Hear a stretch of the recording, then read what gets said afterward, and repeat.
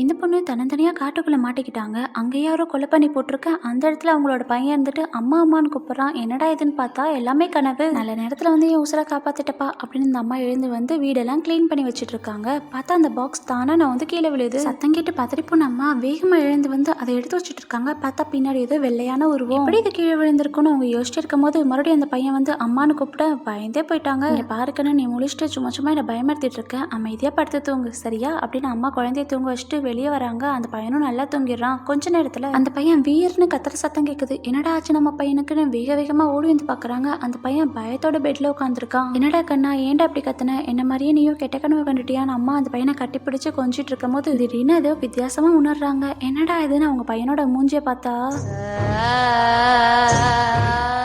ஆக்சுவலா என்னன்னு பார்த்தோன்னா அந்த பையன் நல்லா தூங்கிட்டு இருக்கும் போது மேலேருந்து வந்த காட்டேரி அந்த பையனோட உடம்ப ஆக்கிரமிச்சிருச்சு.